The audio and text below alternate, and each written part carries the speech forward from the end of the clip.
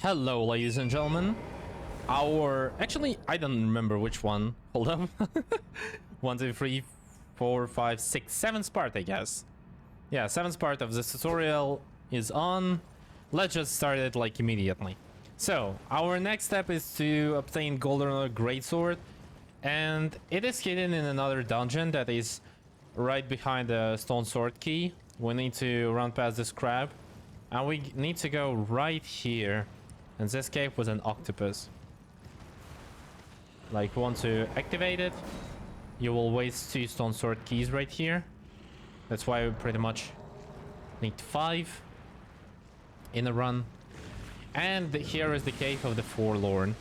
So in this cave we don't want to do anything. We will only meet some enemies like jellyfishes that actually hit quite hard, but we will not need to fight them.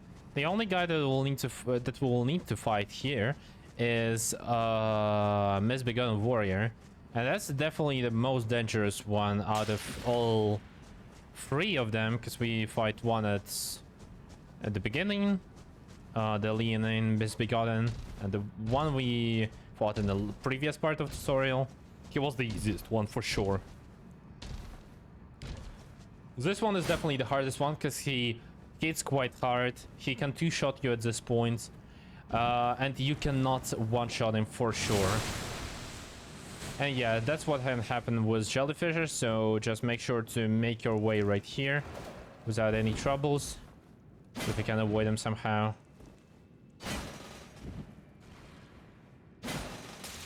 And here we go. Before going to the fight, don't forget to heal, to activate Lloyd's.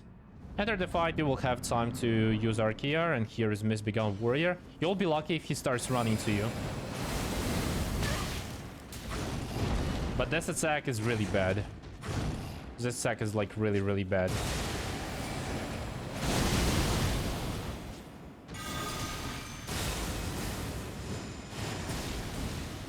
And that's why pretty much this guy is definitely the most dangerous one.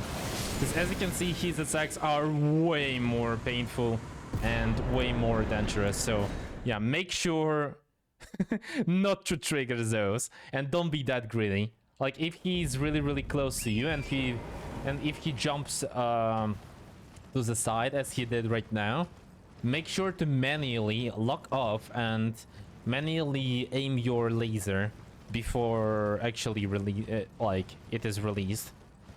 If it's too late, well, try to roll it somehow, but that's all. Then after that we go back to Inner and Consecrated Snowfield, and our next station right here is Ordina Liturgical Town. And obviously we want to do Ordina Skip, or how it's called, Flame Skip, or Seal Skip, whatever you want, call it like that. But the easiest and most consistent way of doing Seal Skip is by performing Pegasus. It's like really close from this place, and you don't need to do anything pretty much. So you just set up Pegasus, go right here, go to this this platform, and just walk off, and you're good to go. So like, no problems with this.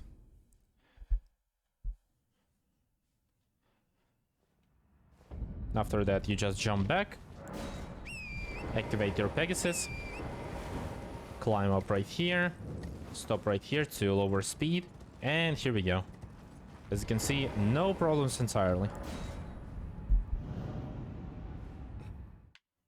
That's how pretty much you perform Ordina Skip. Now it's time for a Haligtree route. And, well, that's quite of a location, because here you want to be really aware from ants. Ants can shoot you with their ass really painfully. And that's a big problem, because if they shoot you, they will 1-shot you for sure. So you need to make sure once you land, you want to immediately quit out, especially at a certain point. Like here, it's not really that needed to quit out like immediately. But on next... Okay, good. On next place, you will need to quit out literally immediately once you land. So yeah, that's really important. Once this guy tries to shoot you, just prepare a quit out, and once you see that bubbles are really close to you, quit out. Those bubbles hit you hard, and rolling them is not faster, for sure. You want to just quit out to reset cycle. He will start making these bubbles again, and he can just go without any damage, so you're good. Here, you just walk down right here, and you can actually take this bonfire just to make sure that even if you die, you'll be fine. So what do you want to do here for the fastest way? The fastest way is to do a parry fall. I'm not good at it, honestly, and I will not show you it right here, but if you want to look at it, just go to all remembrances leaderboards and check out any top runners. It will be a good example for you. But if you don't do that, and I don't think it's a beginner-friendly strat, and especially it's super risky strat, because you also, if you fail it, you will lose lots of time. So the only like good way of making it is a second try, I guess. So our goal right here is to make it consistent. So if we speak of consistency, this passing is quite good because it's like super free if you do all of those quit outs and such, and like it's almost impossible to die except maybe those and jump, but it's all good. Also, don't forget to activate this elevator just to make sure, and quit out if this guy does this attack, because it will cause an explosion, and this explosion actually hits hard, and we obviously don't want to do that. This guy is like super high level. This is definitely the most high level location of the game. And here's Loretta. Pretty much what do you want to do? Loretta spawns right here. Want to use RKR approximately at this route right here and go closer to her. While she jumps, stop sprinting. Now straight to the left and do again. Yeah, sadly.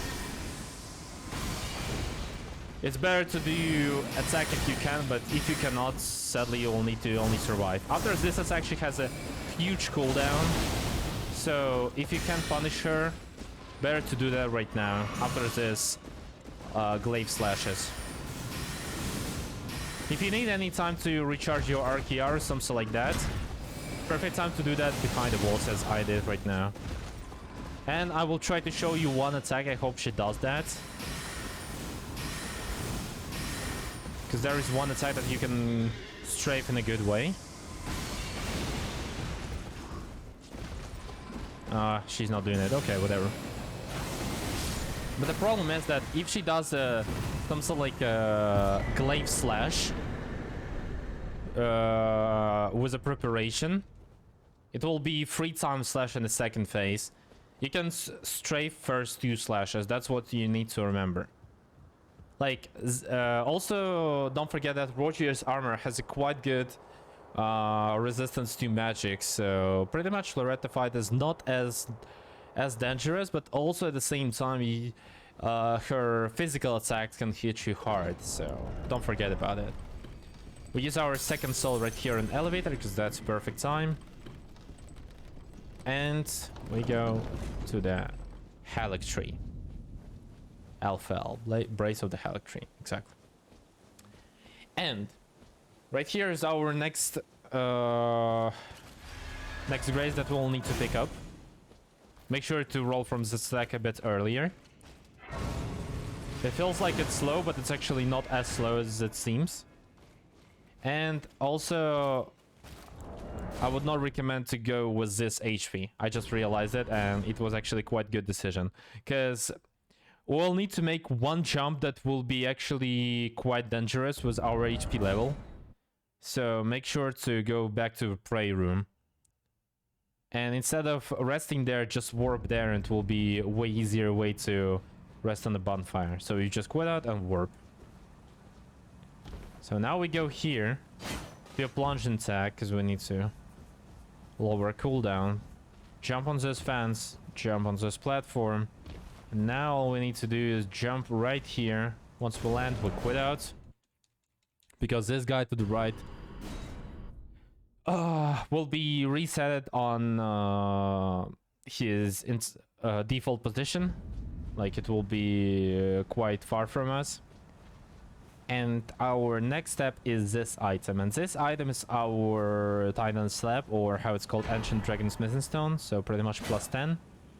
And we now go here. And only because of this jump I want to rest on Grace.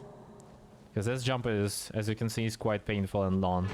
Here is the Marika Soreseal, and now we go to Rod's Manor. And Marika Soreseal is actually a legendary talisman that we'll be using right now. But now we level up our intelligence. We'll have 43. Now we go right here. Upgrade to plus 10, and now we go back to the prayer room. And now we can split. After that, we go to Cleanrot Knight Finlay. In order to get Finlay's ashes, you need to go right here. Straight forward. Skip those guys, they never hit you. Never ever I got hit by them. Now we go right here. And we need to kill this guy. And after that, you open this chest, pick up Finlay, and go back to the prayer room. That's pretty much end of the segment.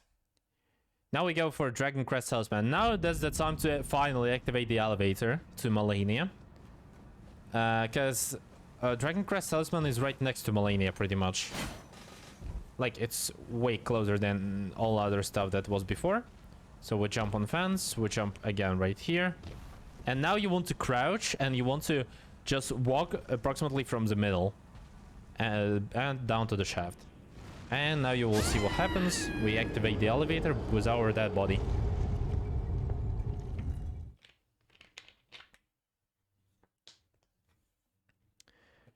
After that, we again make our way to Alpha. Not to Alpha, to Malenia. And also, it's not really needed, but we can pick up our souls. But I would not do that, because it doesn't really matter, honestly. Sometimes your souls will be like really far. Don't go for those souls, you don't need them at all. Like, because we will lose them anyway, even before Malenia. What do we need to do here? We need to pick up Grace before Malenia. And activate another elevator. Speaking of Marika's Soreseal, the talisman that we picked up before, that gives us plus 5 intelligence, also mind, and also faith. And since we'll be fighting with Malenia with fire, more faith will give us more damage. So for Malenia, we want to have Marika's Soreseal instead of Stargaze's Heirloom. So we go right here. But before that, we don't want to equip it, because it will cause us taking more damage. We go to the left. Those guys will start shooting. Sometimes you don't even need to roll. And that was actually quite lucky. I would just go right here on this ladder right there. We'll speed it up a bit, because this ladder, as you can see, even with speeding up, is quite long one. That was actually quite weird. Now we jump to this branch to the left. We jump down there. Right here as well. This guy probably will fall.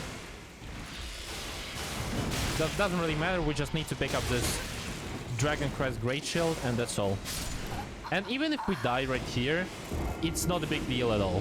Because as I said, we otherwise lose our souls by going with the Memory of Grace, or we will just die. Effect the same, dying is just a bit slower. So, time for Malenia, and actually I entirely forgot to equip Marika's Soreseal. Make sure to equip it before going here, so you don't need to restore your FP. So 6-2 should be more than enough for Malenia. And what do you want to do? You want to use RKR, traverse the mist, and go backwards. Lock on. And what she does her move? 2 beams. Then you do RKR once she stands up. and start firing her with those. Then we just run from her twice, then roll towards and backwards. So as you can see, no problems yet. We prepare our FP flask. Want to also hit her like a couple of times. And the last one should be fine. Nice. After that, immediately drink flask, RKR, roll backwards, roll again, RKR twice, step to the left, and again. It will cause her stagger if we did everything correctly. If it doesn't, it's fine, because we still have too much damage. And she will... Oh, that's actually bad. That's really bad, because she did a bad attack. And sadly, that's a bad side of this run, because you have too much damage. And sometimes Malenia just goes a bit insane because you're having too much damage. So it will like she will not go to transition immediately. But let's just skip her again, like real quick.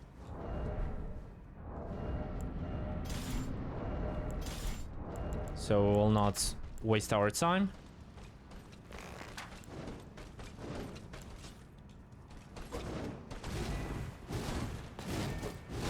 Come on, please. Oh. I forgot to turn on one shot. Hold up. Nice tutorial, by the way. Is it 4? Yeah, it's 4. It's a bit scuffed, but whatever. Here we go.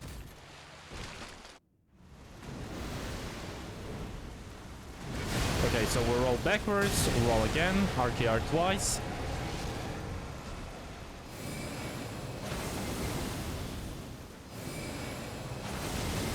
And that's how it should be. You should stagger her. And then she should do this. And if she does that attack, just run a bit from her and you can just finish her like this. So as you can see, it was like really free. Just depends on how correctly you will behave. Like if you did everything correctly, you will stagger her. And in this case, having too much damage allows you to kill her even without RKR entirely in the end, which is omega cool. So yeah, something like that. And last but not least, after killing her, we go to Roundtable Grace, and we go to the finger speaker right here.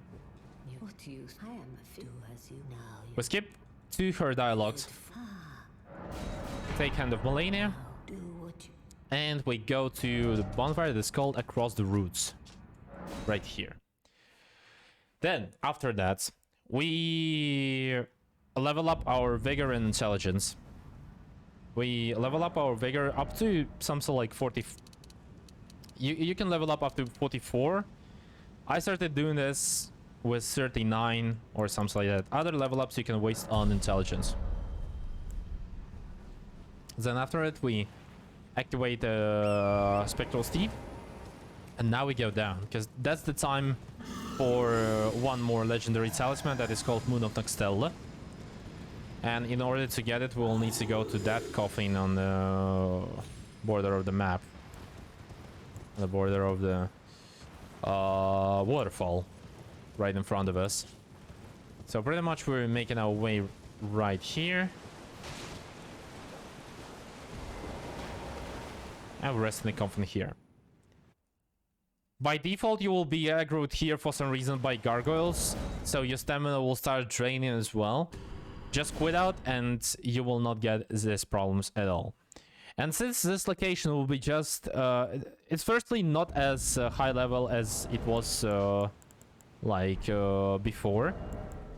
But we also will not fight too much stuff here, so we don't want to increase our damage taken. It's better to change our armor to samurai armor and talisman to Dragoncrest Greatshield talisman. So firstly, once you enter all palace ruins right here, what we want to do is we want to stick to the right side. This cockroach will start shooting those rocks at us, but as you can see, we don't really even care.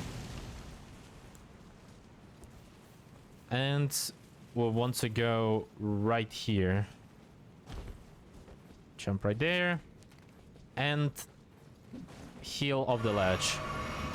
To save some time at least. There will be 2 ends. And even at this stage, those ends, like, not being even in high level location, they can still shoot you for half of HP. So make sure to roll them if they do that. Yeah, this attack can easily shoot you for half of HP, so make sure. Other part of this is quite straightforward. You just run and that's all. So we just go right here, drop right here, and take this grace. And now goes the Nokstella part. Pretty much also quite straightforward running. But since we have quite a lot of points, we can just tank it. It's not a big problem. Here you definitely want to quit out once you got stuck in those. In this doorway.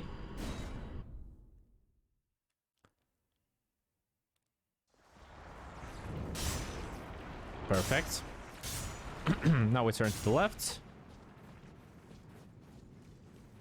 And now we need to go across the bridge. And there you will see a big ball right here. That's going down. What we need to do with that ball is just to kill it. Because it will block our way. Like, it's not needed to kill it, but it's better to do that. Because, you know, better to escape any problems. To avoid any problems.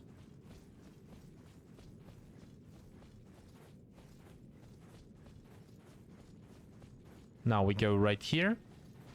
That'll be 3 Mimic Tears.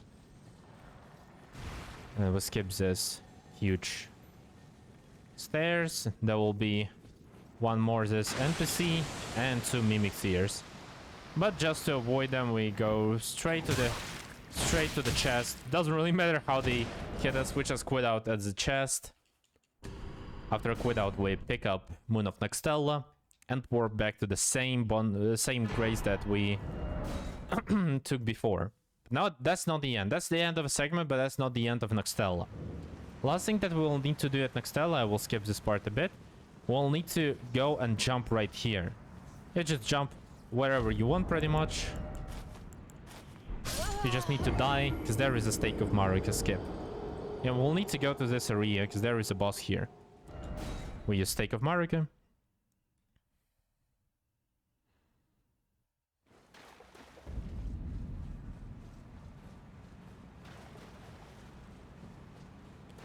And we go right here to this cave. Here will be Dragonkin Soldier. We need to maximize our damage again.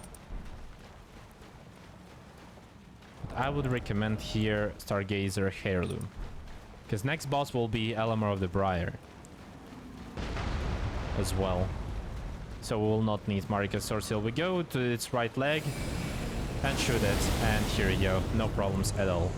And next grace that we will need to look at is Bridge of Iniquity. We warp there and no problems.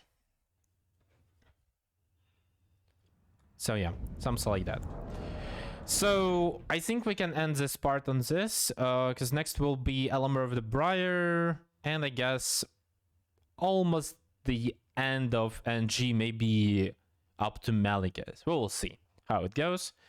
But anyway, that's the end of this part. Yeah, good luck in your rounds and see you in the next part.